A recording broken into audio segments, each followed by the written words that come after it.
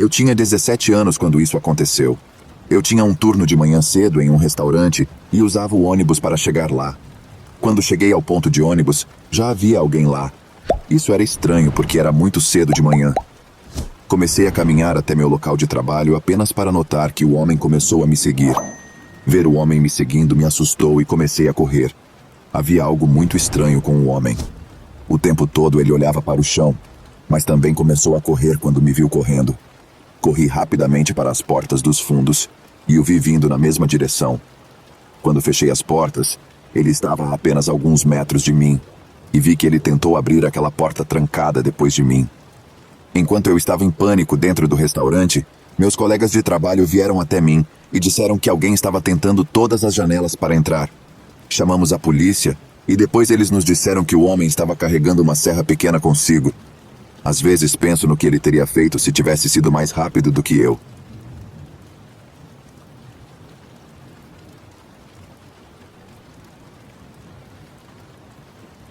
Isso aconteceu em 2011. Eu havia acabado de sair de um relacionamento difícil alguns meses antes disso acontecer. Meus amigos me encorajaram a tentar namorar novamente. Então cedi e criei um perfil no site Plenty of Fish. Fiquei surpresa com quantas mensagens recebi nas primeiras horas. A maioria era apenas pessoas dizendo oi ou perguntando se queria sair. Eu não estava procurando um encontro casual, então ignorei essas mensagens. Após cerca de uma semana, um cara aproximadamente 1 hora longe de mim me mandou uma mensagem. Ele era bonito, então eu respondi. A conversa foi bastante casual no início. Ele perguntou se eu gostaria de tomar um café algum dia, e sem pensar muito, eu disse que sim. Foi aí que começou a ficar estranho. Ele começou a ficar insistente e perguntar quando poderíamos tomar um café. Eu disse a ele que não tinha meu próprio carro. Então, teria que pegar emprestado o carro da minha mãe para encontrá-lo. Ele ofereceu para me buscar, mas eu não estava confortável com a ideia. A próxima mensagem fez meu sangue gelar. Dizia: tenho certeza de que sua cidade natal não é tão grande. Se eu batesse em algumas portas, alguém poderia me dizer onde você mora. Você está louco? Eu respondi. Desculpe, mas isso é meio assustador. Isso apenas o deixou irritado. Ele me mandou várias mensagens depois disso. Elas diziam: você sabe que tenho uma arma? Eu poderia atirar em você e fazer você desaparecer. Ninguém te procuraria. Você não passa de uma vadia suja. Eu poderia te matar. Vou jogar você em um poço e ninguém nunca vai te encontrar. Eu estava realmente assustada nesse ponto, então pedi a ele para me deixar em paz. Ele respondeu com o seguinte: eu sei onde fica sua cidade natal. Não é uma cidade grande. Posso te encontrar. Neste ponto, já tinha chegado ao meu limite e o bloqueei. Denunciei a conta dele no Plenty of Fish e deletei minha conta. Fiquei realmente nervosa nas semanas seguintes. Tinha medo de que ele realmente fosse me procurar. Última noite,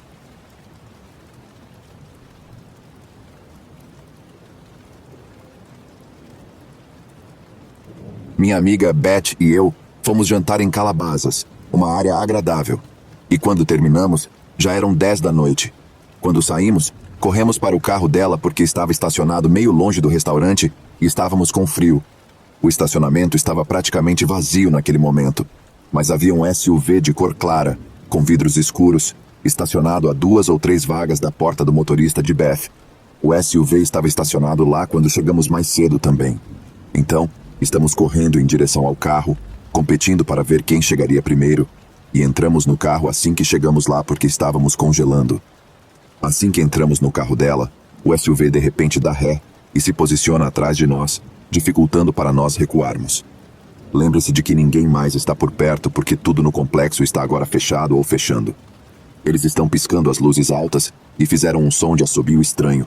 Sem ideia do que era, não era como um assobio humano. Parecia um som pré-gravado. Talvez irrelevante, mas era algo para chamar nossa atenção, na minha opinião. E Beth e eu imediatamente pensamos: eles estão nos bloqueando? Que diabos? O ângulo em que o SUV está significa que eles ainda podem ver a área do motorista. Então Beth, de alguma forma, nos tira de lá a velocidade da luz e ambas estamos alertas naquele momento. Enquanto ela está recuando, quem está no SUV aparentemente está filmando a gente com o flash ligado. Não parece muito, mas isso foi muito inquietante porque não conseguíamos ver dentro do SUV por causa dos vidros muito escuros. De qualquer forma, Beth acelera para longe deles e faz algumas curvas estranhas para ver se estão nos seguindo, e eles estão bem atrás de nós, obviamente seguindo. Chegamos a um sinal de pare, ainda no estacionamento do complexo comercial, e um pedestre nos olhou como um cervo nos faróis, porque estávamos nos aproximando rapidamente do sinal de pare e travessia de pedestres. Enquanto tínhamos que parar para ele, este SUV para ao nosso lado, no lado errado da rua.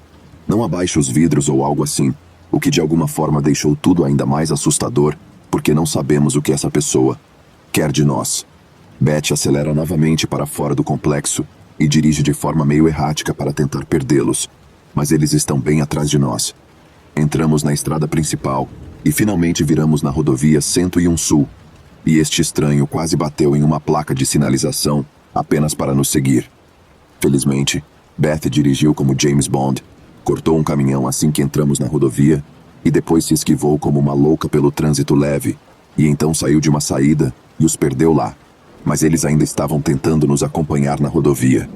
Eu sei que não parece assustador porque nada aconteceu, mas a aparente filmagem e o fato de que claramente queriam nos assustar e desorientar, e o pensamento de que queriam que eles nos vissem, mas não nós a eles, fez parecer um filme de terror. Nunca tive um instinto tão forte de que algo sinistro estaria iminente se fôssemos parados pelo SUV. Então, para o estranho que queria fazer, seja lá o que for conosco, espero nunca te encontrar. Fiquem seguros, pessoal.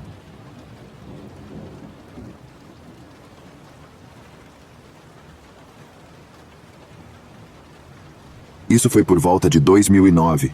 Então eu tinha cerca de 11 ou 12 anos. Eu moro em Rhode Island, que é bem pequena e vivia muito protegida. Nessa época, ganhei meu primeiro laptop.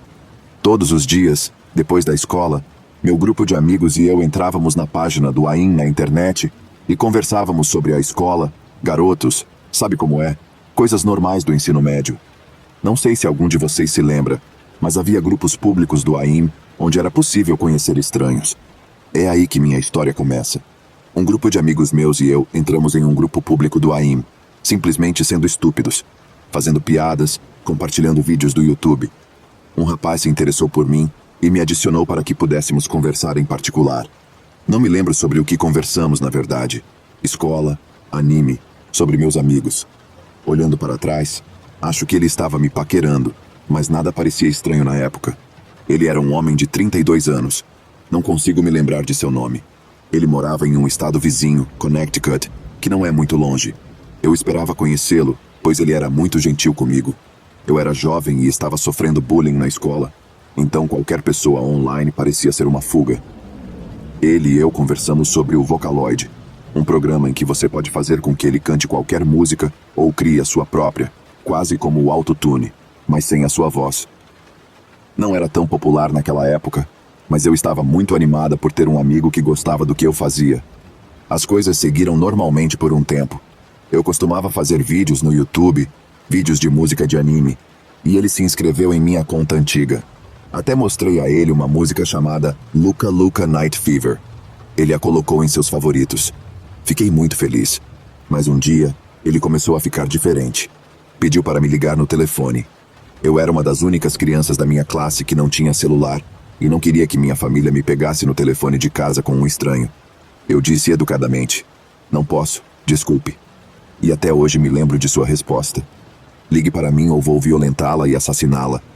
Entrei em pânico. Minha garganta se fechou e eu vomitei. Eu o bloqueei imediatamente. Eu deveria ter chamado a polícia. Deveria ter contado à minha mãe. Mas não contei. Eu estava com tanto medo de ter feito algo errado que eles não me levariam a sério. Que tirassem meu computador. Ele sabia que eu tinha 11 ou 12 anos.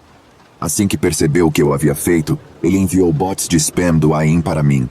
Chegou ao ponto de travar meu computador. Todos eles tinham nomes sexuais obscenos. Criei uma nova conta no AIM e praticamente me esqueci dele. Um dia, entrei no YouTube e vi que havia uma nova mensagem. Esperando que fosse minha amiga da Suécia, uma garota da minha idade, fiquei animada e abri a mensagem rapidamente. Meu coração se aperta. É ele. Ainda me lembro do YouTube dele. Ele ainda está ativo nele até hoje. Ele diz algo do tipo: "Ei, meu primo conseguiu aquele programa Vocaloid, Miku Hatsune. Desbloqueie-me e posso lhe enviar uma cópia." Eu sabia que não poderia perdoar o que ele havia dito. Estava com medo dele. Mas não o bloqueei no YouTube. Não sei bem porquê. Não sei se eu sabia como fazer isso naquela época. As mensagens continuam chegando, mas nunca as respondo. São todas do tipo: sinto muito a sua falta, me desculpe. Em um momento, acho que ele diz que me ama. Acabo perdendo o interesse na minha conta do YouTube, pois ela tinha minhas iniciais e meu sobrenome verdadeiros. Criei uma conta com um nome falso para me proteger. Eu tinha muito mais inscritos na minha conta antiga, então decidi fazer login e enviar um vídeo dizendo que estava de volta. Isso foi há 3 ou 4 anos. Assim que fiz isso, recebi uma mensagem dele. Senti sua falta, querida. Você é tão linda. Verifique o seu canal no YouTube. Lá está aquela maldita música. Luca Luca Night Fever. Em destaque em sua página. Excluo as mensagens. Excluo todos os vídeos. Toda vez que recebo uma solicitação de mensagem no Facebook, YouTube, qualquer coisa, fico ansiosa e preocupada que seja ele. Até hoje, nunca fui a Connecticut, por mais que eu queira. Sempre tenho medo de que ele reconheça meu rosto e se aproxime de mim.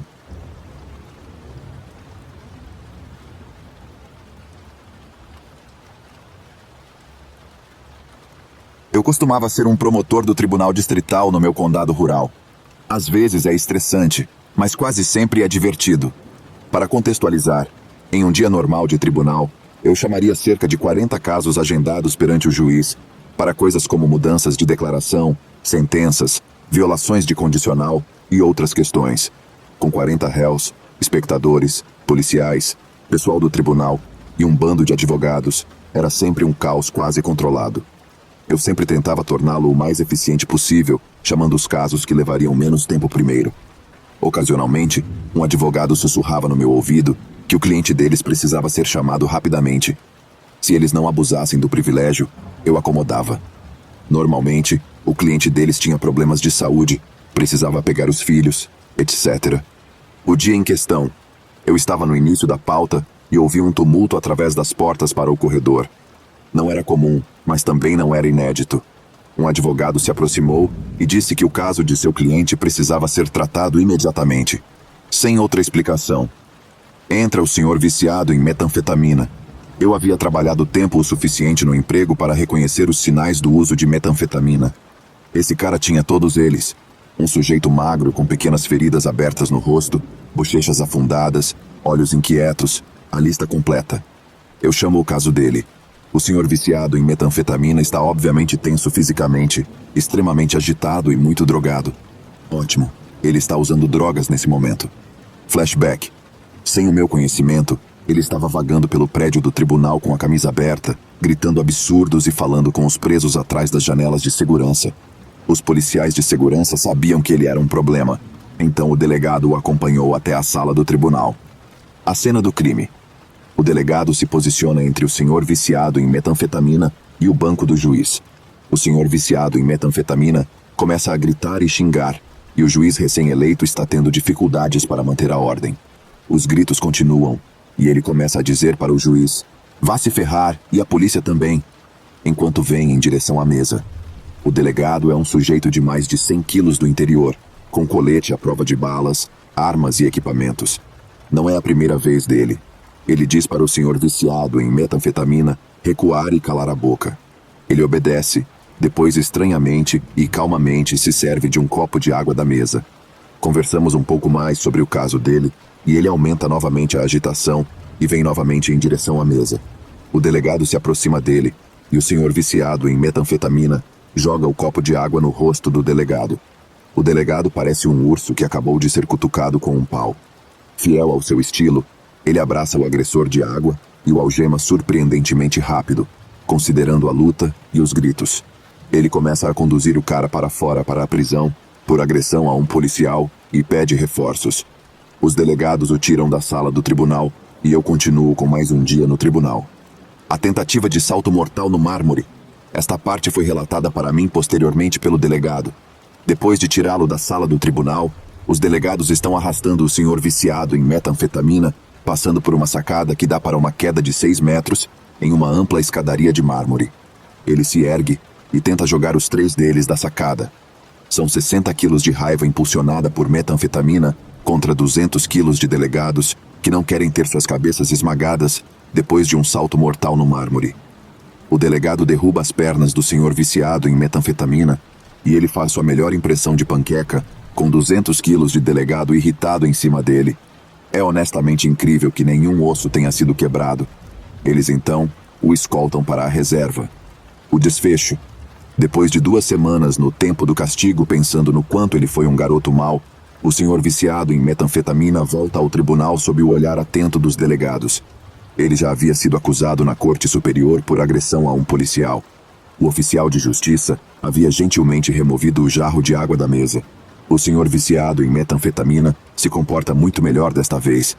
Enquanto eu falo com o juiz sobre o caso dele, eu casualmente sirvo um copo de água em minha mesa separada e o empurro gentilmente na direção do senhor viciado em metanfetamina, mas bem longe de seu alcance. Eu tranco os olhos com o delegado e, com uma expressão séria, ele balança levemente a cabeça. Não. Depois do tribunal, o delegado em particular diz, "Seu idiota", com uma risada. Tão inocente quanto possível, eu disse, "O quê? Você parecia com sede." Pós-decisão. O senhor viciado em metanfetamina reduziu a acusação de agressão a um policial para um delito e passou um tempo por isso. Até onde sei, ele ainda está por aí fazendo coisas de viciado em metanfetamina sem camisa. Obrigado por ler. Espero que tenha gostado de um pequeno pedaço da minha vida como promotor rural.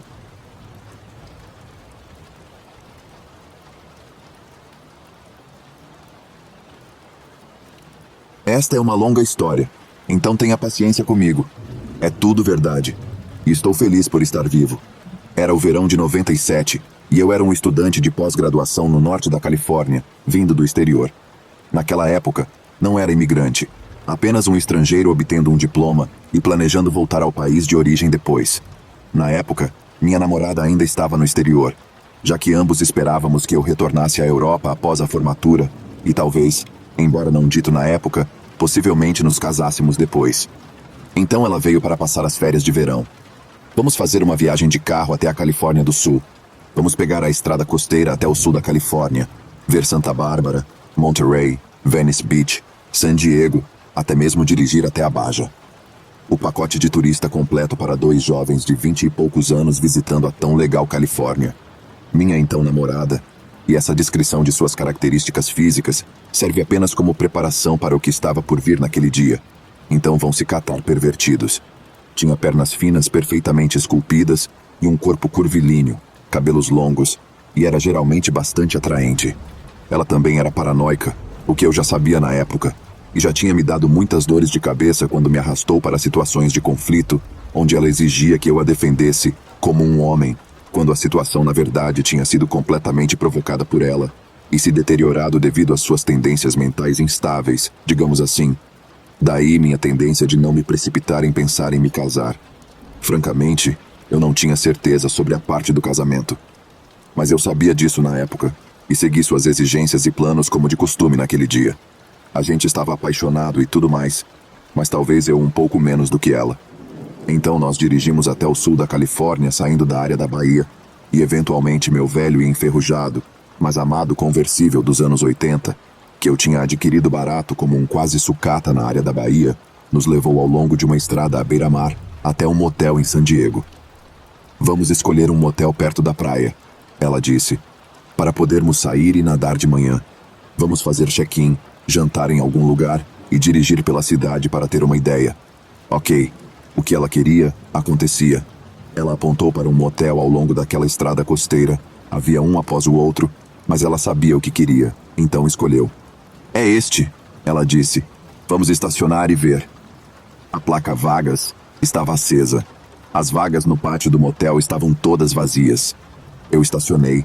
Havia dirigido o dia todo e ela podia ver que eu estava cansado. "Eu dirijo depois", ela disse docemente. Eu estava grato. Ela vai ao balcão do motel, enquanto descarrego nossas malas. Vindo com as malas para o balcão de atendimento, ela está falando com um cara loiro escuro jovem atrás do balcão, não ruim de aparência. Ele está olhando para ela de cima a baixo com olhos pequenos, claramente a olhando. Olha para mim, então se vira, pega uma chave no painel e diz: "Eu tenho o quarto perfeito para vocês." E ele nos leva pelas escadas externas. O motel construído como uma cadeia de quartos alinhados, todos olhando para o oceano, portas voltadas para o pátio do estacionamento do motel. Ele nos leva a um quarto bem no meio do prédio comprido, segundo andar. O motel inteiro parece vazio. Eu estou cansado, mas por que este quarto? Eu me perguntei, arrastando as malas. Por que não embaixo? Ou pelo menos em uma das pontas? A vista é a mesma em todo lugar. Quando entramos, eu percebo uma porta menor ao lado da porta do nosso quarto, que diz, apenas para pessoal de serviço. Nosso quarto é bem ao lado, estreito, mas com uma cama grande e banheiro. E na parede esquerda, bem em frente à cama grande, um espelho gigante. Na parede daquele quarto de serviço. O cara acena e nos deixa em paz. Assim que estamos sozinhos no quarto e ele se foi, eu me viro para a namorada e digo, você não acha isso estranho? Ela diz, o quê? Eu aponto para o espelho e olho mais de perto. Sim, está fixado na parede, não pendurado na parede. Achei isso extra assustador. Ela diz, não seja paranoico. Ok, talvez. Eu tenho que pegar algo no carro de qualquer jeito, então saio, apenas para ver o senhor homem do motel saindo da sala de serviço, trancando-a atrás de si e descendo as escadas. Quando volto, pego um grande cobertor de tecido e o penduro sobre o espelho. Talvez eu esteja paranoico agora também. Ou talvez não. Se ele fosse um espião, ele não viu nada. Nós tiramos uma soneca e, mais tarde, saímos para comer e explorar a cidade. A noite já estava chegando. O estacionamento do motel agora estava 2/3 cheio. Chegamos cedo. Ótimo, diz a namorada. Eu me sinto bobo e prometo a mim mesmo ser menos paranoico. Ela geralmente é paranoica o suficiente para nós dois. Mas aquele espelho... Deixa pra lá. Passamos a noite jantando, dirigindo por aí, até finalmente decidirmos que era hora de voltar para o motel. Estava escuro, e era antes do GPS, então consultei o mapa da cidade que tínhamos. Sentei no banco do passageiro, feliz por ela estar dirigindo, enquanto tentava ler o mapa de San Diego à luz fraca de uma pequena lanterna de chaveiro.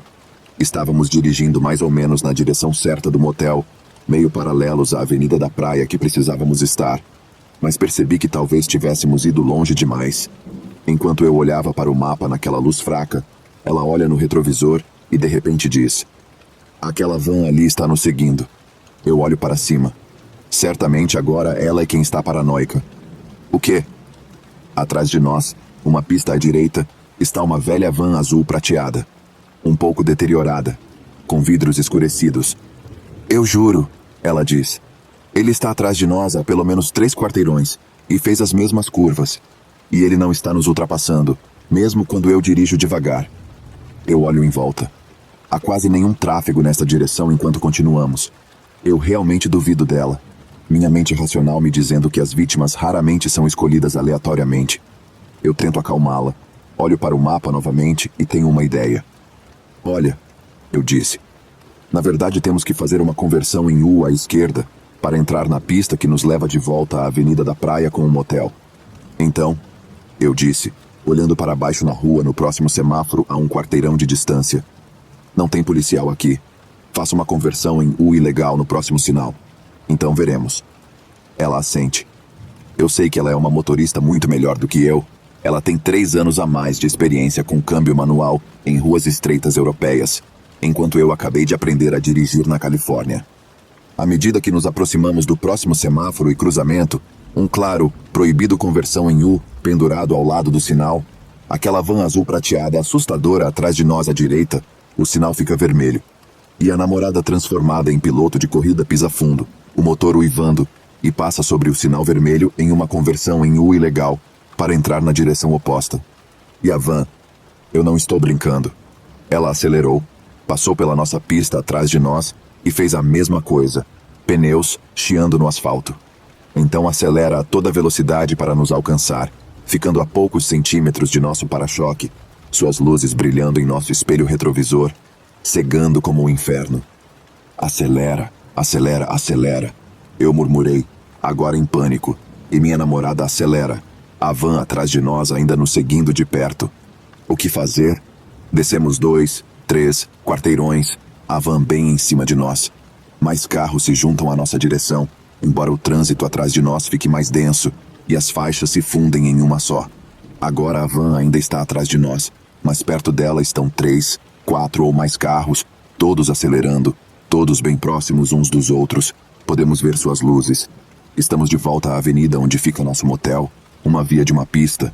Muitos carros estacionados razoavelmente perto à nossa direita, com apenas algumas lacunas ou entradas para outros estacionamentos. Uma barreira de concreto à esquerda, sem espaço para passar. Estamos nos movendo rapidamente, facilmente a 120 por hora, com certeza bem acima do limite de velocidade aqui, mas todos estão. Como vamos nos livrar dessa van? Certamente não devemos levá-los direto para o motel? A supermotorista de minha namorada de repente pisa no freio e vira para a direita. A van não tem escolha. Não pode frear ou será atingida pelos carros atrás dela e passa por nós à esquerda, imediatamente seguida por 3, 4, 5 carros mais rápidos a seguindo, todos rápidos em uma única faixa, enquanto minha namorada desliza o carro perfeitamente em um lugar de estacionamento que parece um buraco de pombo. Não podemos ficar aqui, eu murmurei depois que paramos e recupero o fôlego, totalmente atordoado por suas habilidades. Eu sei, ela diz, e pisa no acelerador novamente, saindo para o tráfego. Mas agora estamos atrás da van, com segurança. Pelo menos 8 ou 9 carros atrás dela. Eles não podem possivelmente saber. Apenas 200 metros mais adiante estava nosso motel. Ela fez uma curva no estacionamento, estacionamos e corremos para o nosso quarto de motel, aquele com o espelho assustador. Eu olhei para trás o tempo todo para ver se alguém nos viu. Mas nada. Apenas um agradável vento de verão à noite, o som do tráfego passando e os grilos. Eu não dormi muito aquela noite, e ela também não. Apenas outra noite de verão turística em San Diego. Hoje eu acho que o que desencadeou os perseguidores na van foi isso. Eu tinha um carro velho, com uma placa da Califórnia do Norte, e eles devem ter visto minha namorada dirigindo. Eles podem nem mesmo ter me visto, ou, se viram, apenas uma silhueta. Então eles podem ter assumido que era uma ou duas mulheres, perdidas, longe de casa, dirigindo à noite. Ouvi dizer que San Diego é maravilhosa. Tenho certeza de que é. Mas aquele dia todo parecia uma introdução a um filme de terror.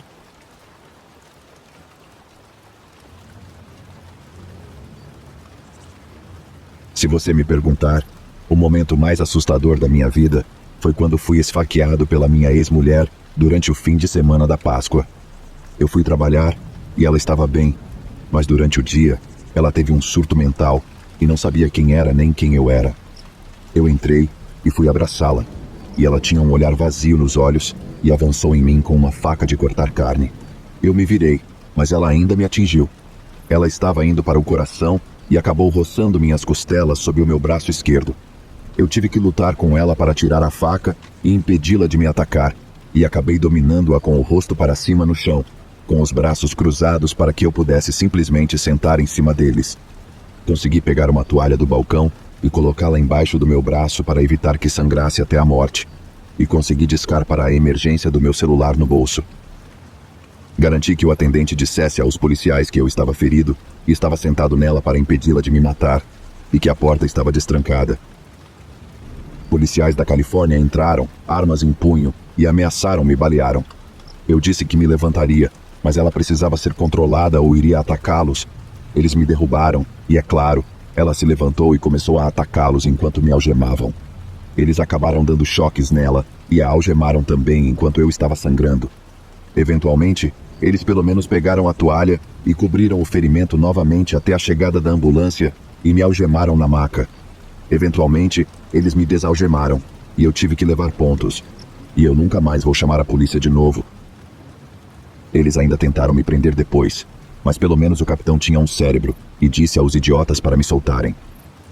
Um médico me disse que alguns centímetros à esquerda no ferimento de faca poderiam ter me matado, e nunca deixa de adicionar uma aura mais assustadora a toda essa situação que eu escapei da morte na Páscoa. Me faz pensar se realmente há algo mais acontecendo no universo.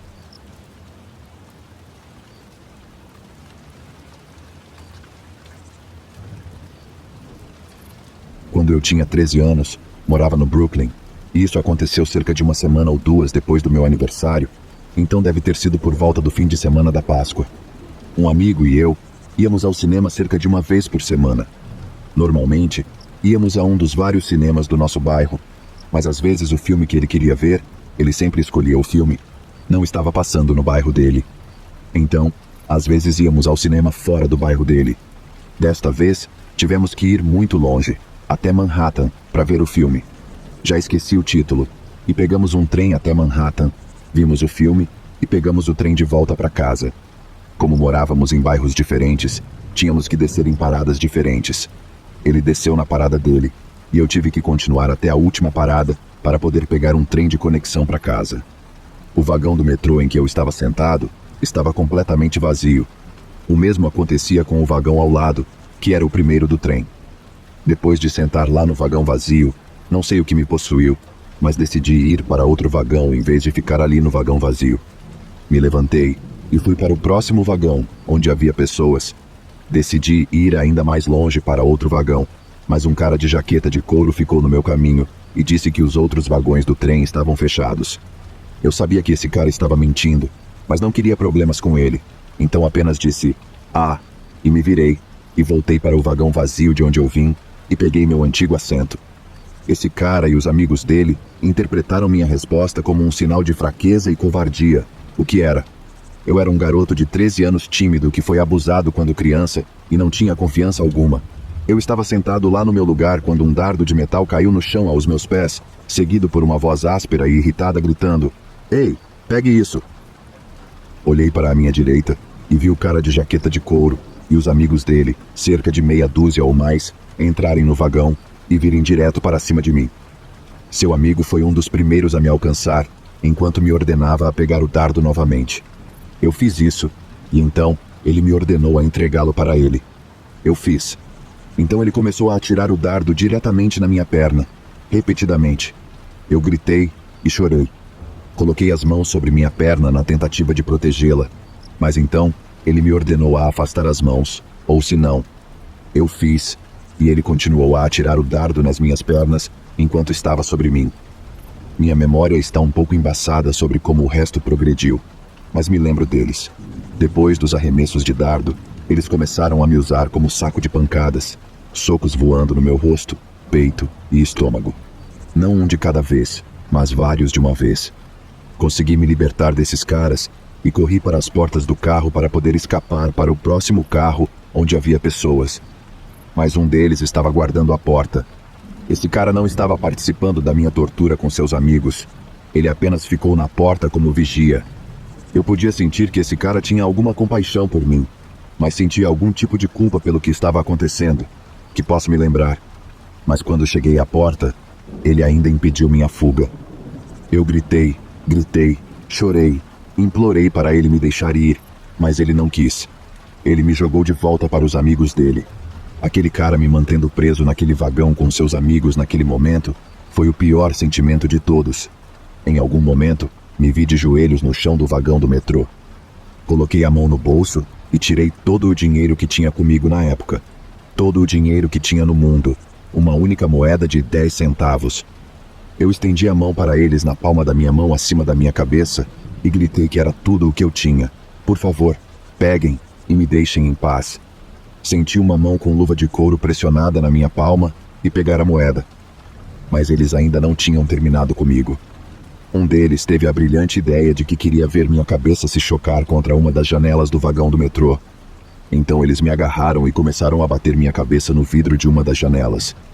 Felizmente, as janelas do vagão do metrô são fortes e à prova de estilhaços. Tinham que ser devido a todas as vibrações que sofrem do trem em movimento, descobri mais tarde. Não consigo lembrar quantas vezes eles bateram minha cabeça no vidro, de meia dúzia a uma dúzia antes de desistirem. E pouco antes de chegarmos à última parada, eu estava de pé.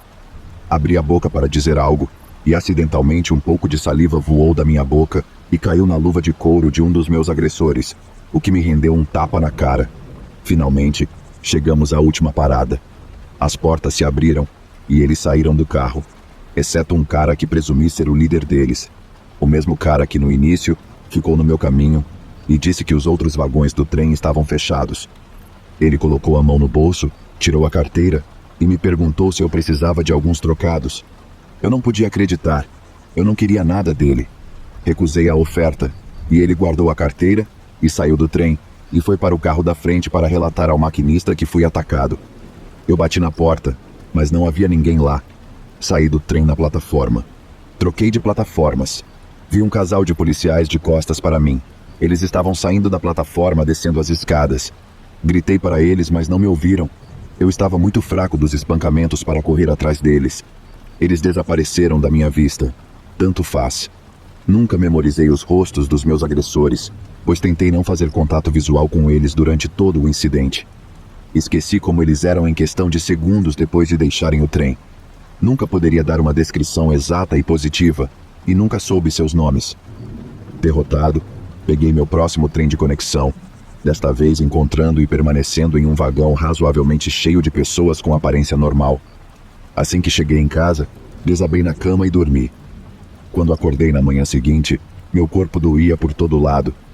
Imagino que meus agressores, se ainda estiverem vivos hoje, tenham por volta dos 50 ou início dos 60 anos. Na época do ataque a mim, todos eles eram alguns anos mais velhos do que eu, então estimo que tinham entre o final da adolescência e o início dos 20 anos. Alguns deles, sem dúvida, têm famílias próprias, esposas, filhos adultos, casas, bons empregos, etc. Mas também aposto que eles mantêm isso em segredo de todos em seus círculos íntimos. Empregadores, colegas de trabalho, amigos e família, sobre o momento em que assaltaram e agrediram fisicamente um jovem, um completo estranho, por diversão no metrô há muito tempo. Os amigos e familiares, esposas e filhos, provavelmente os admiram, pensando que são os maiores, sem saber que são e foram verdadeiros malfeitores. Minha vida na época e nos muitos anos seguintes foram terríveis e dolorosos por muitas razões. Concedido, eles não são culpados pelo estado terrível que era e a minha vida miserável. E para ser justo, se eu nunca os tivesse encontrado, minha vida inteira ainda seria terrível. Mas eles certamente contribuíram para a miséria horrível que é a minha vida. Nunca esqueci nem perdoei por eles terem me torturado, tanto fisicamente quanto mentalmente. E espero que todos eles queimem no inferno.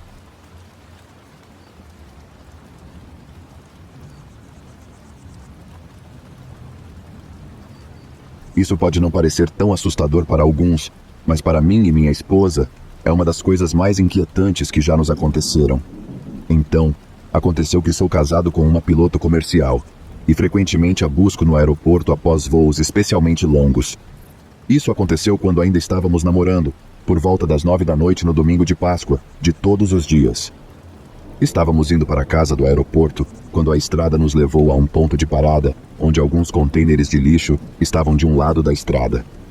Enquanto passávamos, um carro preto que estava estacionado saiu da brita e ficou bem atrás de mim, seguindo o limite de velocidade.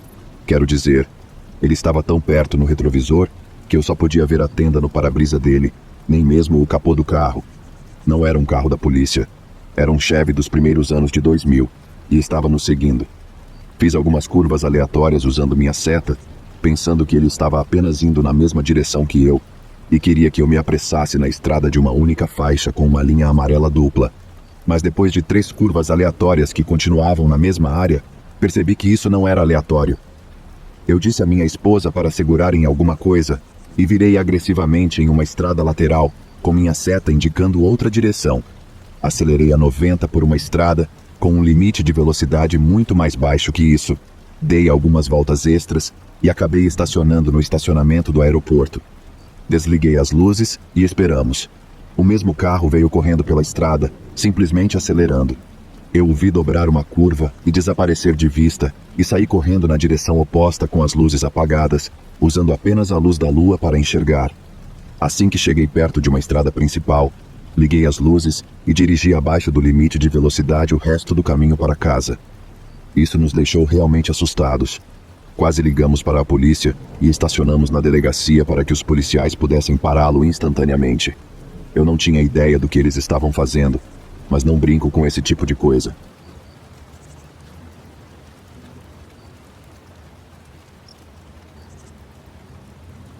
De Pensilvânia para o Arizona há alguns anos atrás para o recesso de primavera, perto da Páscoa, sem paradas em hotéis pelo caminho. Apenas eu e 2 amigos nos revezando ao volante por uma viagem de 35 horas.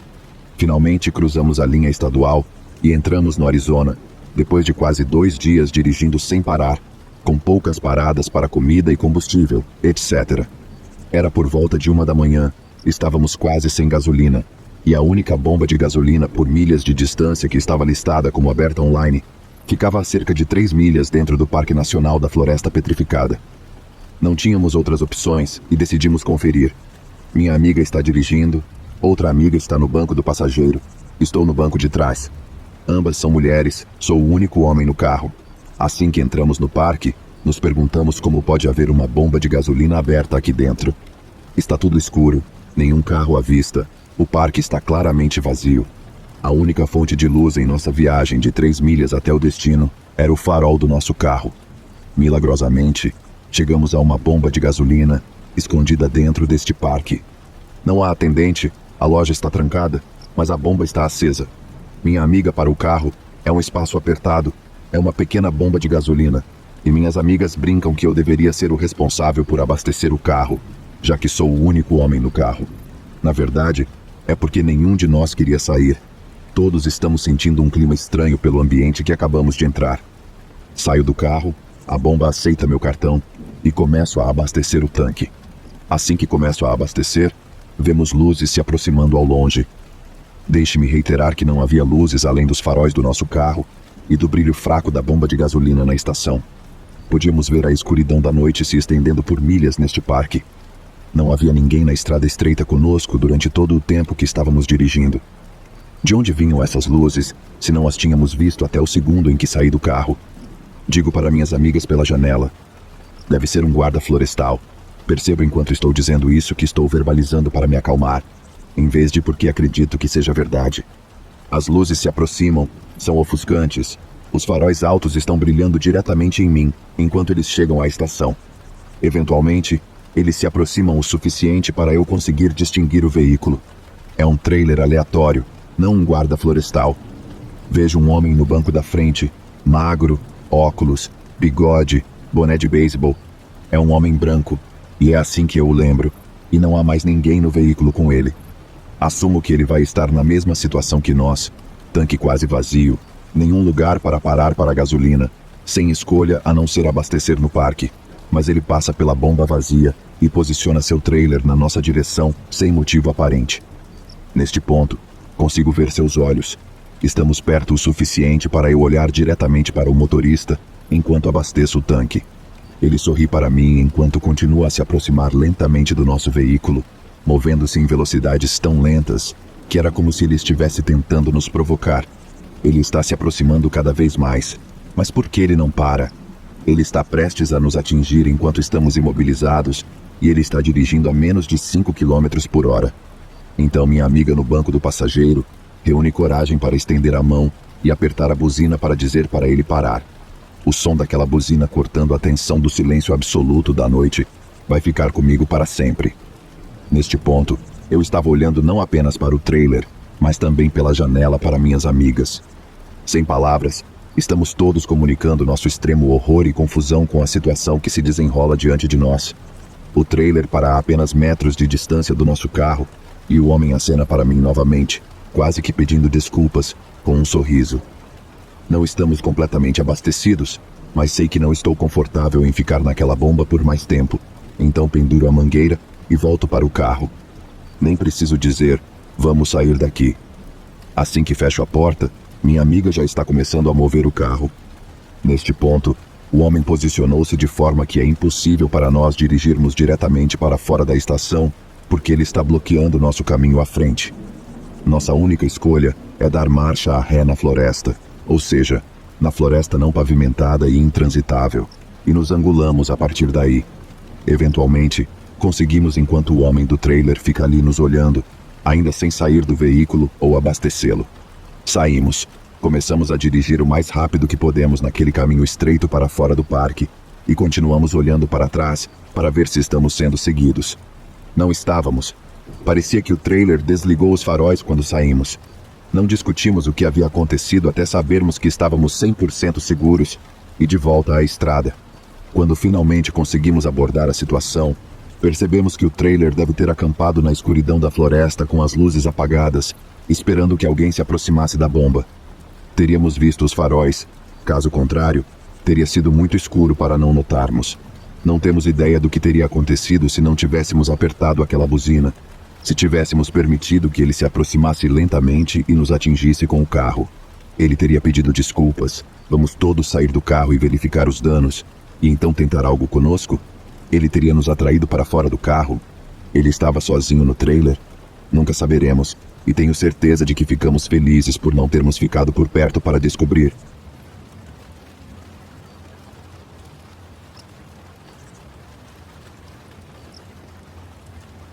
Meu sogro trabalhou para uma empresa de segurança privada como guarda armado por um tempo nos anos 80. Era uma empresa menor que principalmente emprestava guardas para trabalhos de curto prazo. Coisas como vigiar locais de construção, convenções, esse tipo de coisa. Ele e outro guarda da empresa foram alocados em uma loja de departamentos ou mini shopping durante a Páscoa. Uma que havia recentemente tido alguém dirigindo um carro através de um dos átrios no estilo dos filmes de ação. Os guardas patrulhavam o shopping e os terrenos externos porque, com o átrio destruído, eles não tinham uma maneira real de trancar o prédio por conta do enorme buraco nele. Eles haviam colocado algumas placas e tal, mas não teria sido necessário muito para movê-las e entrar. O shopping tinha um pequeno banco dentro, além de uma farmácia e lojas de eletrônicos. Os proprietários estavam aterrorizados de que alguém usasse o dano como desculpa para arrombar. Então contrataram guardas armados para patrulhar e tiveram seu vigia noturno normal, que aparentemente era um veterano de verdade, apenas ficar por ali e assistir às câmeras em vez de fazer rondas. Trabalho fácil, certo? Era Páscoa. Bem, o shopping fecha e meu sogro e seu parceiro aparecem. Eles fazem uma ronda pelo shopping, testam todas as portas que podem, certificam-se de que os alarmes existentes estejam armados, todas as coisas padrão. Eles avisam pelo rádio ao vigia que eles vão dar uma volta pelo lado de fora do shopping para testar as portas do lado de fora e verificar se há algo estranho. O vigia responde pelo rádio OK, e eles saem, cada um indo em direções diferentes e trancando a porta atrás deles. Meu sogro está andando pelo lado de trás do shopping, testando portas de serviço e tal, quando seu parceiro o chama pelo rádio. A barreira foi despedaçada. Há um buraco enorme. Venha rápido. Meu sogro sai em disparada. Enquanto corre, ele chama o vigia pelo rádio para perguntar o que está acontecendo. Ele não recebe resposta. Ele chama novamente, gritando e tentando fazê-lo responder, e há apenas silêncio. Ele chega à barreira com o outro guarda, e com certeza há um buraco enorme, grande o suficiente para uma pessoa rastejar, que foi arrancado da madeira compensada. Parece que alguém cavou com algo afiado. Meu sogro se agacha e brilha sua lanterna através do buraco, mas novamente, isso é nos anos 80, e lanternas não exatamente cortam a escuridão como lanternas que temos hoje. Então ele não consegue ver nada de estranho lá dentro. Ele se vira para seu parceiro e diz que eles precisam chamar a polícia. Mas sendo os anos 80, celulares não são super comuns ainda. Então se eles vão fazer isso, precisam entrar no shopping e encontrar um telefone. Eles tentam chamar o vigia novamente e ainda não recebem resposta. Eles pegam suas armas e passam pelo buraco, começando a avançar em direção ao escritório de segurança. A maioria das lojas tem portas de aço abaixadas. Enquanto eles se dirigem para lá, ouvem um grito ensurdecedor. Eles disseram que parecia que uma pessoa com o peito do tamanho de um carro estava apenas gritando o mais alto e ferozmente possível. Eles se viram na direção de onde veio o som, que é um supermercado. É a única loja dentro do shopping que não tem uma porta de aço por conta do tamanho. Eles começam a se mover naquela direção porque ainda não conseguem alcançar o vigia e estão preocupados que o que quer que tenha gritado possa tê-lo. À medida que se aproximam, ouvem algo destruindo o lugar, simplesmente rasgando coisas. Eles gritam que são seguranças e estão armados e que saiam com as mãos para cima. Mal haviam gritado, um enorme leão da montanha se lançou ao redor do canto. Ambos, ele e seu parceiro, descarregaram suas armas no animal, simplesmente esvaziaram os pentes. Meu sogro disse que seu parceiro estava tão aterrorizado que quase desmaiou. O leão da montanha claramente não estava bem, pois seu rosto estava todo rasgado e ele tinha um monte de feridas infectadas por todo o corpo. Eles supuseram que provavelmente estava com raiva, então ficaram o mais longe possível dele. Assim que a confusão terminou, o vigia apareceu no rádio em pânico, perguntando o que estava acontecendo. O veterano havia dormido nas câmeras e perdido tudo. Ele disse que foi a única vez em toda a sua carreira como guarda que ele teve que desembainhar sua arma, muito menos dispará-la.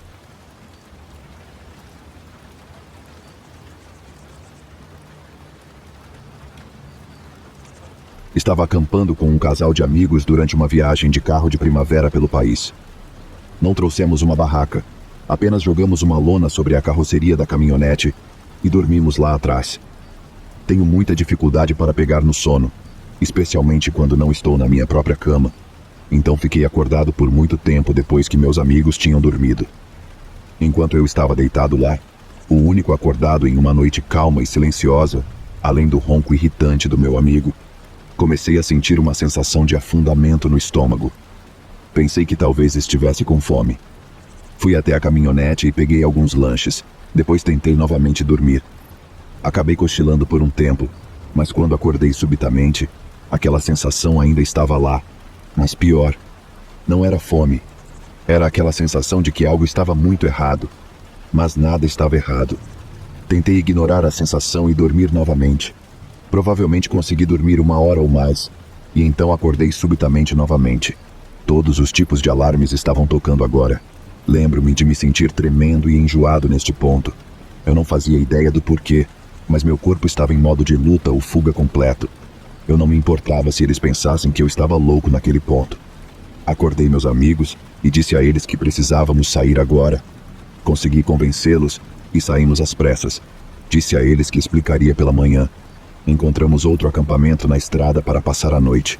A parte mais estranha aconteceu depois que todos nós dormimos no novo acampamento.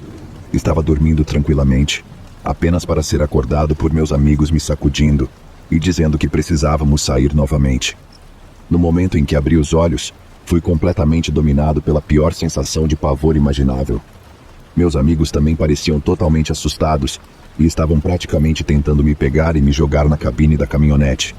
Não havia literalmente nada ao nosso redor que deveria nos fazer sentir dessa maneira, pelo que pudemos perceber. Mas, meu Deus, parecia que a própria morte estava nos encarando. Saímos de lá o mais rápido possível e dirigimos várias horas até chegarmos a uma cidade grande.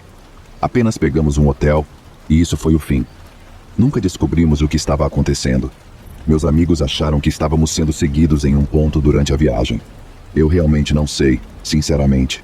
Provavelmente nunca saberei, mas foi de longe a noite mais estranha que já tive.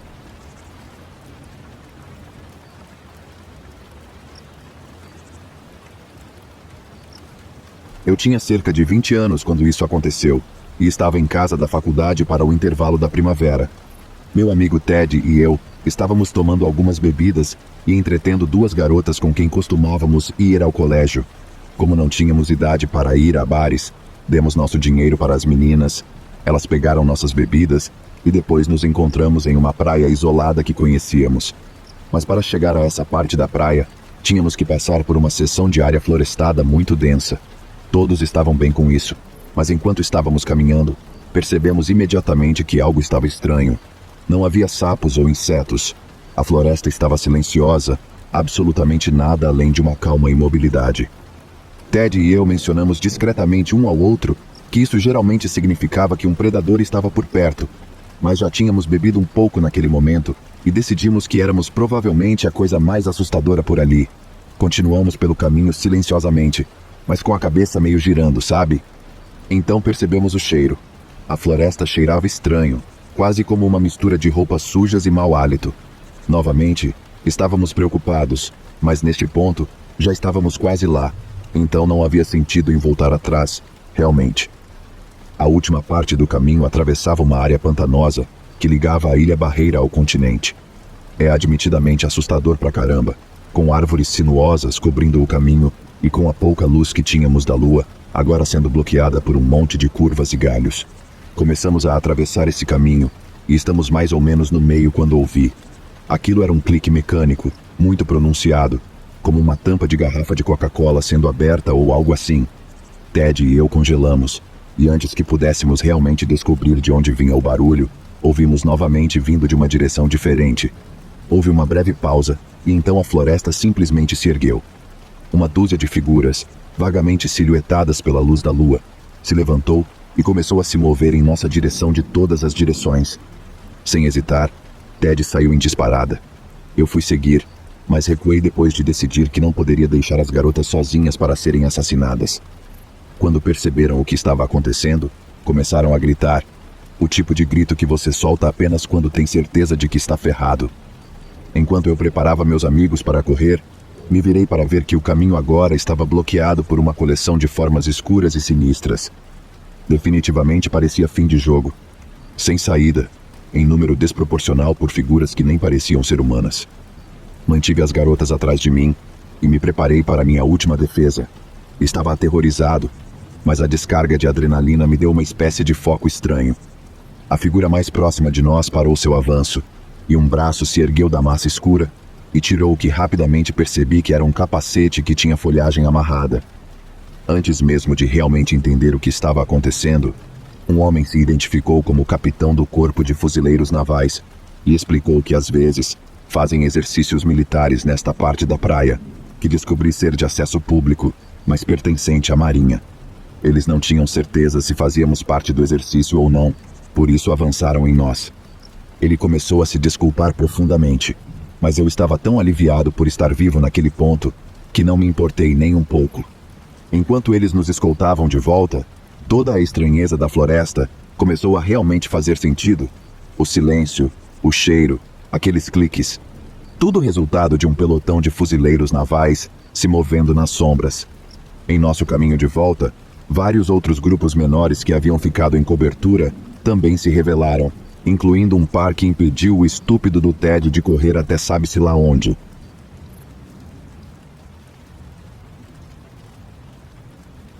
Este evento ocorreu há alguns anos, então, infelizmente, não me lembro de tudo o que aconteceu, mas lembro de quase tudo. Enfim, isso aconteceu quando eu tinha por volta de 5 anos de idade, no domingo de Páscoa. Minha família sempre se reúne na casa da minha avó para celebrar feriados, aniversários, etc. Então, como fazemos em todo feriado, minha mãe e eu iniciamos nossa viagem de 1 hora até a casa dela. Minha mãe prefere viver longe de toda a agitação da cidade, o que explica a longa viagem. Estávamos provavelmente a uns 20 minutos do nosso destino, quando minha mãe percebeu que estávamos um pouco baixos de gasolina. Então paramos em um posto de gasolina antigo, quase rústico, com apenas alguns clientes dentro. Era vermelho e branco, com algumas decorações festivas do lado de fora, e muitos adesivos de Páscoa nas 2 grandes janelas de vidro que ficavam de cada lado da porta. Minha mãe, tendo me ensinado a não falar com estranhos nem abrir as portas do carro para ninguém além dela, confiou o suficiente em mim para me deixar no carro sozinha, enquanto ela entrava rapidamente para pagar a gasolina.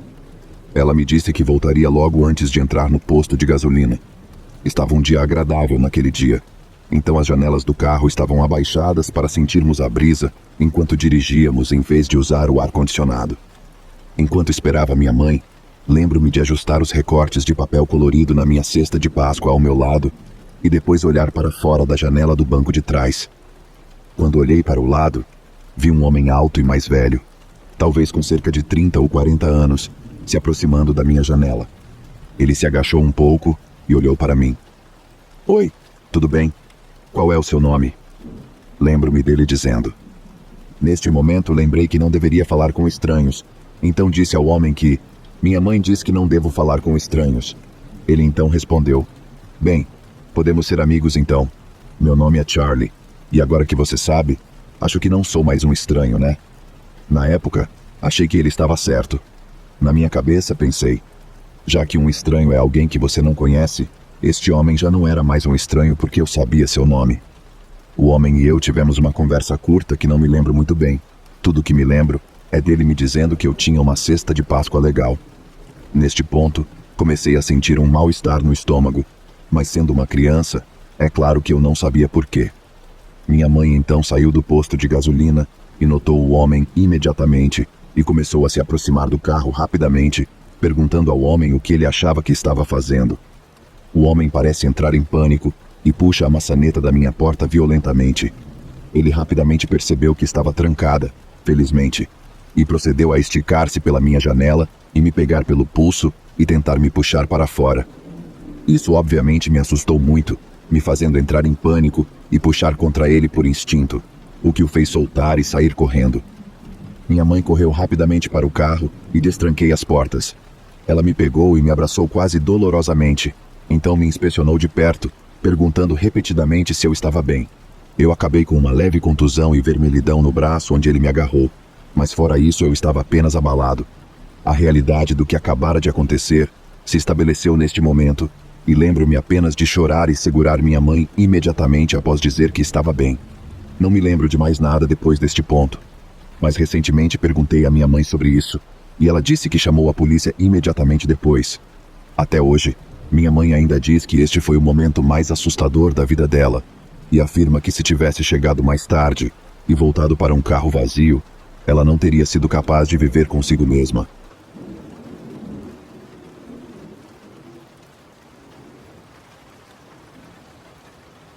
Eu tenho muitas dessas histórias, e acho que compartilhá-las pode ser bom para mim. Isso aconteceu comigo há cerca de 4 anos, quando eu tinha 21 anos. Então é Páscoa, plena luz do dia, talvez por volta das 11. Estou no distrito da moda da minha grande cidade, que é relativamente seguro durante o dia. Nunca tive nenhum encontro real com loucos, mesmo que eu veja pessoas sem teto e pessoas doentes o tempo todo falando sozinhas. Normalmente, sou muito boa em manter a cabeça baixa e sentir o perigo antes que aconteça, ou assim eu pensava. Enfim, estou procurando uma loja de sapatos. Passo por uma mulher sem teto que está ou drogada ou doente, ou ambos, e faço uma observação mental dela, mas a ignoro porque é plena luz do dia, é Páscoa e há pessoas por perto. Ela está sentada na beira da calçada gritando consigo mesma. Entro na minha loja alguns quarteirões adiante, termino lá, passo por ela novamente para ir a outra loja, e quando passo por ela pela terceira vez, é a gota d'água para ela. Ela decidiu que me conhece de algum lugar. Vejo ela se levantar e começar a gritar comigo. Vá se ferrar, vaca! Vaca estúpida! Você pensou que eu não saberia que era você, vaca? E ela corre em minha direção. Tudo aconteceu tão rápido. Eu pensei que estava tendo um passeio tranquilo na Páscoa, então ainda não tinha minhas chaves do carro comigo, ou meu spray de pimenta. Começo a correr para o meu carro e ela está atrás de mim.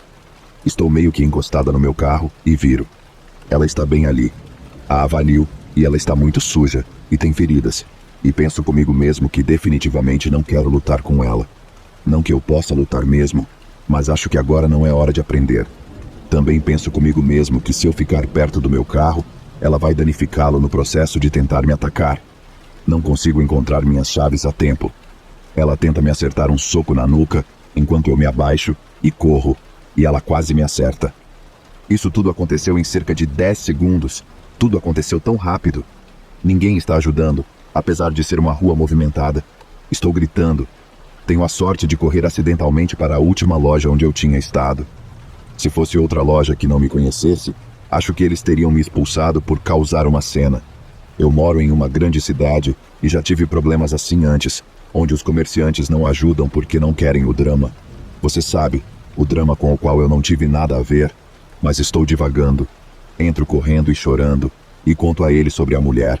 A mulher entra correndo atrás de mim, e me escondo atrás do balcão com ele, dizendo que preciso chegar ao meu carro, e ela não me deixa, e tentou me bater, etc. Ele deve tê-la conhecido do bairro, e a segurou para mim, enquanto eu entrava no meu carro, e dirigia em segurança. O tempo todo, ela ainda estava gritando e tentando passar por ele até mim. Consegui chegar à celebração de Páscoa da minha família em segurança, mas evitei essa parte da cidade por alguns anos. Sempre quis voltar e agradecer aquele homem. Não sei o que teria acontecido se ele não estivesse lá, ou como eu teria chegado ao meu carro. Para a mulher louca que achou que me conhecia e queria me socar na rua na Páscoa, nunca mais vamos nos encontrar.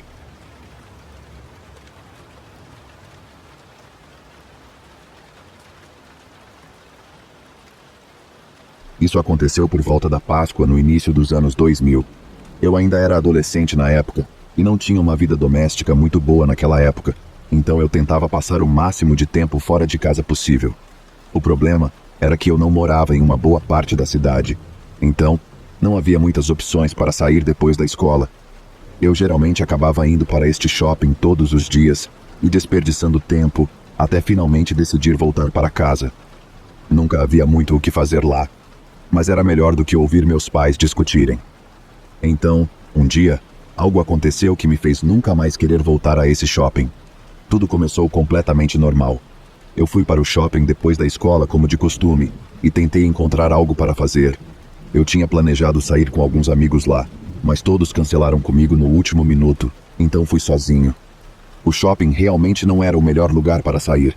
Era realmente estranho e meio assustador olhando de fora. Parecia quase abandonado. A pintura estava descascando e descascando e estava sujo por toda parte. Teria sido um bom lugar para uma casa mal assombrada, porém. O interior também não era muito melhor. Estava cheio de um monte de vagabundos vendendo produtos nas lojas de baixo custo que claramente não eram muito bem mantidas. Eu não sei como qualquer uma delas se mantinha em funcionamento, porque o lugar não recebia muitos clientes. Como eu disse, apenas um bando de drogados e 1 ou 2 clientes no máximo.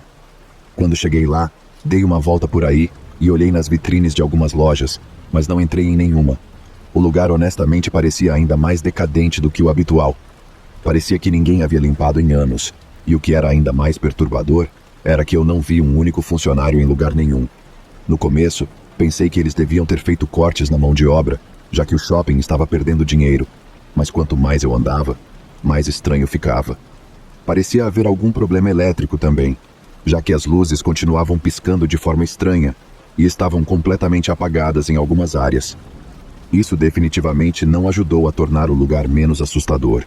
Depois de mais alguns minutos andando por aí, comecei a ficar um pouco assustado. Ainda não tinha visto um funcionário, e o shopping parecia estar ficando mais escuro quanto mais eu entrava nele. Era facilmente o mais assustador que já havia estado lá dentro. Eu estava começando a pensar que precisava simplesmente sair dali quando virei uma esquina e entrei em um corredor no centro do shopping. Vi um homem vestido de coelho sentado em uma cadeira. O coelho parecia assustador. Parecia que a fantasia de coelho era uma fantasia usada e surrada que o shopping reciclava todos os anos para a Páscoa há anos. O que deixou ainda mais assustador foi como as luzes acima dele começaram a piscar ligadas e desligadas. Isso fez toda a área parecer bastante assustadora. E me pareceu estranho que houvesse alguém vestido de coelho no meio do shopping, mas acho que fazia sentido já que era por volta da Páscoa. Eu estava apenas feliz em ver outra pessoa normal, então fui direto até ele. Quanto mais perto eu chegava do coelho, mais assustador ele parecia. Ele estava completamente imóvel, e a fantasia parecia surrada e velha, como se tivesse sido tirada do lixo ou algo assim. Ei, fico muito feliz em te ver. Eu estava começando a pensar que era o único humano normal aqui, eu disse. O coelho não respondeu. Ele apenas ficou sentado na cadeira, sem se mexer. Quando cheguei mais perto, percebi que havia um suporte de câmera montado na frente dele. Eu não vi nenhuma câmera, porém, e não parecia que ninguém queria tirar uma foto com o coelho também. Parei um pouco afastado e tentei falar com ele novamente. Dia lento, hein? O coelho ainda não se mexeu nem disse nada. Era assustador. Eu não sabia se o homem dentro da fantasia estava dormindo ou se era como um animatrônico, como os que tem na Chuck E. Cheese. De qualquer forma, isso me deixou realmente desconfortável do jeito que ele apenas sentava lá na cadeira. Por algum motivo, eu meio que queria tirar uma foto com o coelho, mas estava com medo de me aproximar dele. Algo simplesmente não parecia certo. Ei, cara, posso tirar uma foto? O coelho ainda não disse nada, mesmo estando eu em pé diretamente na frente dele. Ele apenas ficou lá imóvel, como se estivesse dormindo ou algo assim. Finalmente, me cansei de esperar por uma resposta e resolvi sentar no colo do coelho e tirar uma selfie. O cara ainda não se mexeu durante toda a interação. Depois de tirar a foto, saí imediatamente do shopping e fui para casa. Ouvi algumas sirenes de polícia no caminho de volta, mas apenas presumi que fosse devido a mais crimes da área ruim em que eu morava. Eu praticamente ouvia sirenes todos os dias, porém. Enquanto voltava para casa, senti novamente que algo simplesmente não estava certo sobre o coelho. Foi revelado mais tarde nas notícias que o coelho do shopping foi encontrado sem resposta no dia anterior e foi determinado que ele estava morto. Não apenas isso, mas o shopping inteiro foi fechado literalmente alguns minutos depois de eu ter saído, o que significa que ele teve que ter morrido enquanto eu estava lá. Eu não conseguia acreditar totalmente no que descobri no início. Até hoje, fico assustado sempre que compartilho a história ou olho para aquela selfie. A ideia de que estive tão perto de um cadáver me assombra.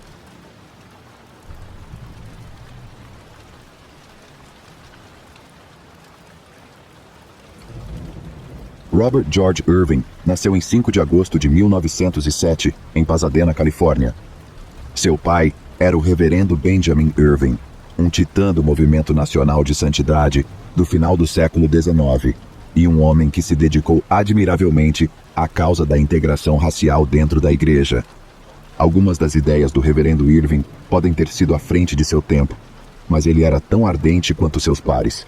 Em sua visão, tudo, desde usar gravatas até beber Coca-Cola, era um insulto ao Todo-Poderoso, mas sua santidade era apenas uma fachada.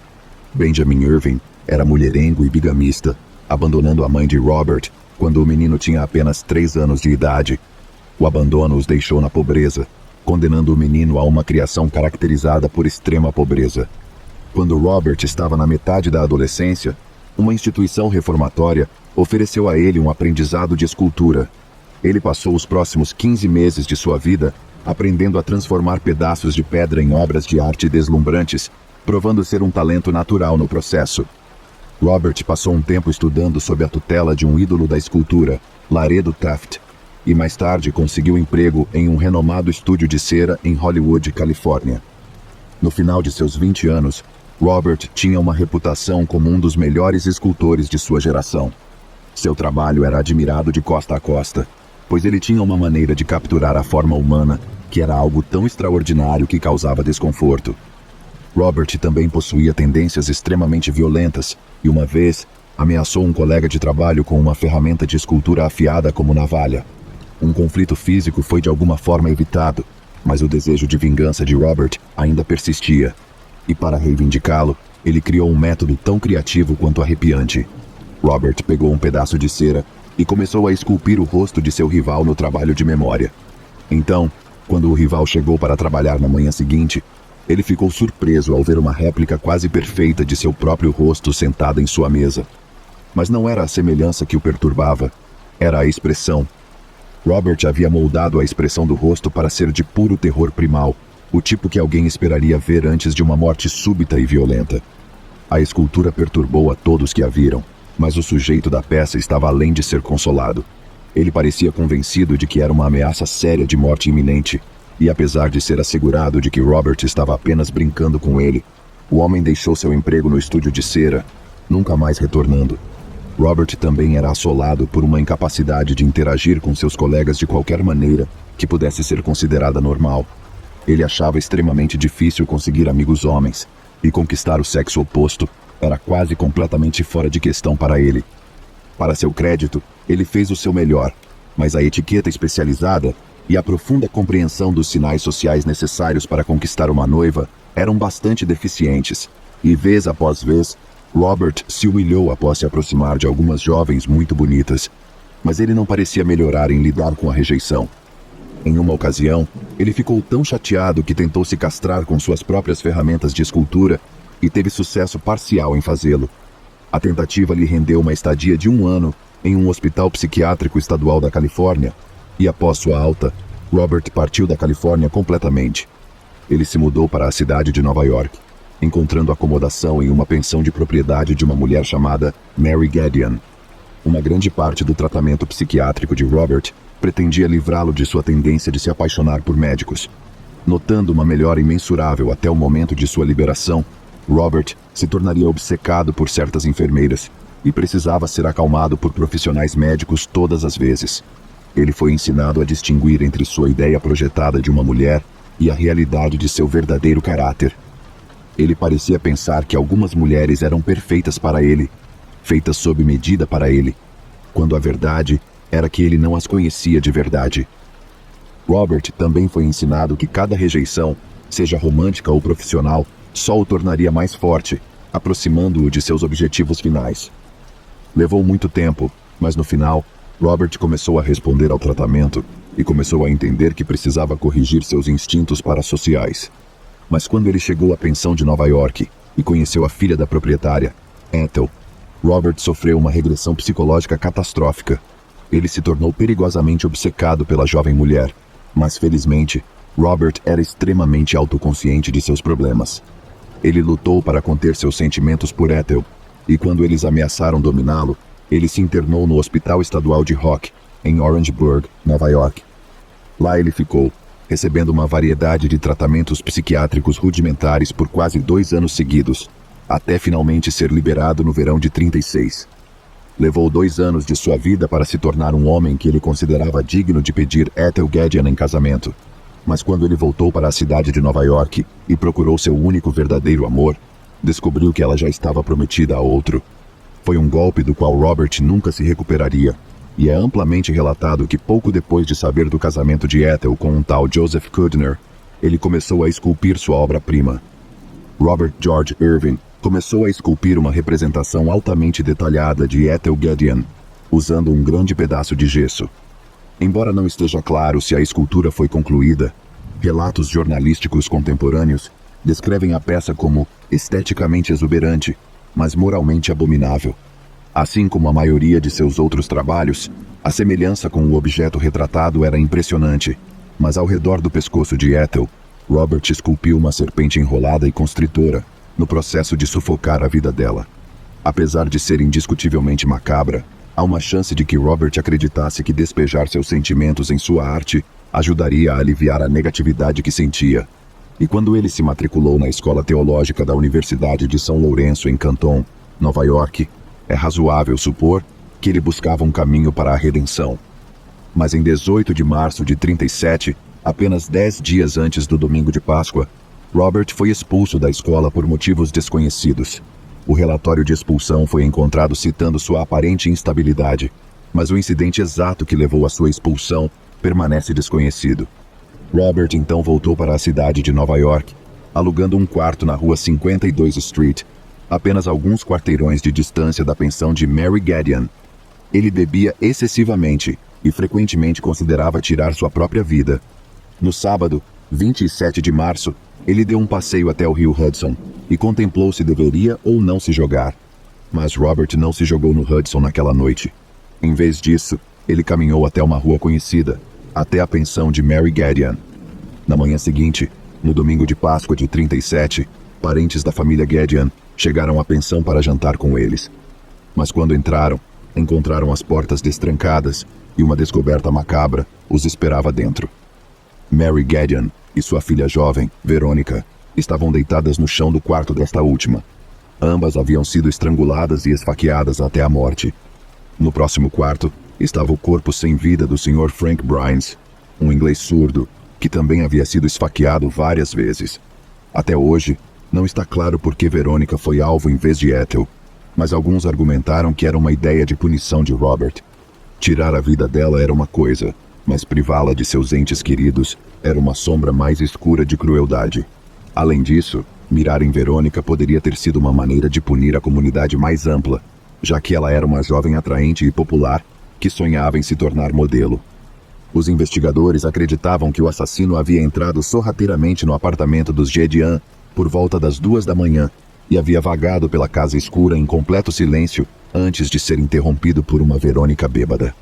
A jovem estava em um encontro naquela noite e quando entrou pela porta e acendeu a luz, Robert atacou. Ele estrangulou Verônica até a inconsciência e então mergulhou a faca em seu peito, mas foi pego em flagrante por Mary Gadian. Robert investiu contra ela, repetindo o ato de sufocar a mulher inconsciente antes de esfaqueá-la até a morte. A disposição da cena do crime sugeriu que Frank Bryans, o inglês surdo, permanecera dormindo durante o ataque. Ele foi então descoberto por um Robert ensanguentado durante sua última exploração da pensão e assassinado enquanto dormia. No início, as autoridades não tinham ideia de quem poderia ter cometido os assassinatos e consideravam todos, desde um taxista que passava aleatoriamente até o ex-marido de Mary, como suspeitos possíveis. O fato era que Robert estava tão nos limites dos círculos sociais dos Gadian que por um tempo parecia que ele poderia escapar impune do assassinato. Mas até 5 de abril, um pedaço muito pequeno, mas muito importante de evidência finalmente havia sido analisado e arquivado. Descoberto na cena do crime, estava um pequeno pedaço de sabão, cuidadosamente esculpido para se parecer com um rosto humano gritando. Foi negligenciado a princípio, até que um detetive perspicaz fez a conexão entre a exibição de talento artístico e o fato de que Robert George Irwin, o escultor renomado, mas torturado, já havia sido inquilino de Mary Gadian. Uma vez que Robert foi identificado como suspeito, uma caçada nacional ao homem começou, mas alguns expressaram dúvidas de que ele fosse capaz de cometer um crime tão hediondo. O psiquiatra de Robert no Hospital Estadual de Rock Citou o progresso que ele havia feito ao longo dos anos, e até Ethel Gadian tentou argumentar contra Robert como suspeito. Mas, nas palavras do inspetor estadual, John Lyons, no que diz respeito ao Estado, o histórico psicopático de Robert mostra que ele é insano. Após saber que era procurado, Robert fugiu, e depois de semanas e semanas de busca por ele, parecia que ele havia conseguido escapar da justiça. Mas então, no final de junho de 37, uma arrumadeira trabalhando no prestigioso Statler Hotel de Cleveland, Ohio, estava lendo uma revista. Os Pulps, como eram conhecidos, eram revistas de ficção barata nomeadas pelo papel de polpa de madeira barato, em que eram impressas, às vezes chamadas de romances de 10 centavos. Eles eram conhecidos por sua ficção curta lúgubre, exploratória e sensacional, mas ocasionalmente incluíam algumas histórias verdadeiras particularmente assustadoras. A revista que a arrumadeira estava lendo incluía um pequeno artigo sobre alguém que chamavam de o escultor louco. De acordo com o texto, o escultor louco era um gênio atormentado levado ao assassinato por inveja furiosa, e tão compelido estava ele a esculpir sua loucura, que após o massacre, esculpiu uma figura horripilante de uma barra de sabão e a deixou no local do crime. Anexado ao pequeno artigo, havia um desenho grosseiro do escultor louco, e enquanto olhava para esse desenho, um pensamento ocorreu à jovem arrumadeira. O escultor louco se parecia muito com o novo garçom do hotel, Bob Murray, que havia sido empregado por cerca de 6 semanas naquele ponto. Convencida de que não era nada além de uma coincidência engraçada, ela acusou Bob brincando de ser o escultor louco. A arrumadeira riu, mas Bob não riu, e logo depois, ele limpou seu armário e desapareceu. A equipe do Statler correu para entrar em contato com as autoridades, e logo manchetes de todos os lugares detalhavam a arrepiante realização da arrumadeira. No dia seguinte, o Chicago Herald Examiner recebeu uma ligação de alguém que afirmava ser Irwin. O homem queria se entregar à polícia e ofereceu ao jornal uma entrevista exclusiva antes de fazê-lo. Apesar de ter uma forte suspeita de que o chamador era uma farsa, o jornal concordou com uma taxa de $5.000. Se o chamador fosse genuíno, eles poderiam retê-lo tempo suficiente para chamar a polícia, mas se fosse uma fraude, poderiam afastá-lo sem um centavo. Quando o homem chegou e perceberam que ele era legítimo, o editor John W. Dean Hart, junto com os repórteres G. Duncan Bauman e Austin O'Malley, o transportaram para um quarto no Morrison Hotel em Chicago. Isso se provaria altamente controverso, pois foi uma das primeiras instâncias de jornalistas americanos protegendo um suspeito de assassinato da justiça apenas para vender alguns jornais. Após a conclusão da entrevista, a empresa-mãe do jornal pagou para que Robert fosse levado de avião para a cidade de Nova York, onde foi entregue à polícia. Mas não havia como contornar o fato de que um assassino confesso estava lucrando com seus crimes antes mesmo de enfrentar a justiça. Em seu julgamento, Robert foi representado pelo infame Samuel Leibovitz, que, segundo relatos, havia salvado mais de 100 réus de assassinato da pena de morte. Em sua confissão, Robert afirmou que originalmente pretendia matar Ethel Gadian porque ela era o objeto mais querido do mundo para ele, e que acidentalmente matou sua irmã e mãe em seu lugar. Ele explicou que foi ao apartamento dos Gadian esperando encontrar Ethel, mas atacou Verônica e sua mãe quando elas frustraram seu plano, com medo de deixar uma possível testemunha viva, mas inconsciente da surdez. Irwin entrou no quarto de Byrne e o esfaqueou até a morte em sua cama.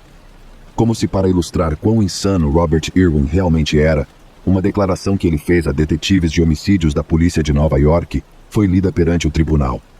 Nela, Robert se compara a um rádio sem fio e tenta explicar suas imperfeições dizendo: "Eu não sou nada, sou apenas um receptor extremamente imperfeito que pode sintonizar de forma indistinta na mente divina.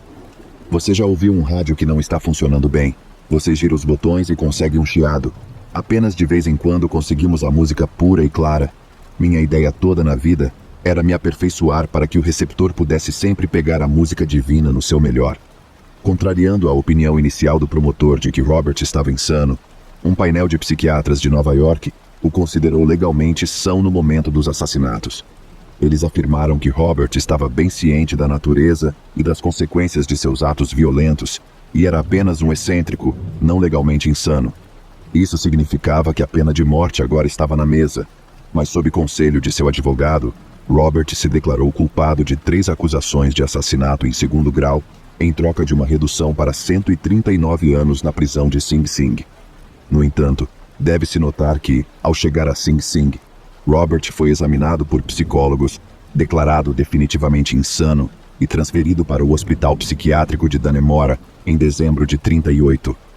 O que torna o caso de Robert tão único é que, pela primeira vez na história mundial, jornalistas exploraram sem vergonha um grande crime para vender jornais. Há um forte argumento para a perversão da justiça, e sua exploração desencadeou um padrão que perdura por quase um século. O editor do New York Daily News, Joseph Medill Patterson, respondeu às críticas dizendo: "O assassinato vende. Todos nós somos fascinados por isso. E talvez para alguns de vocês, essa declaração seja muito verdadeira mesmo."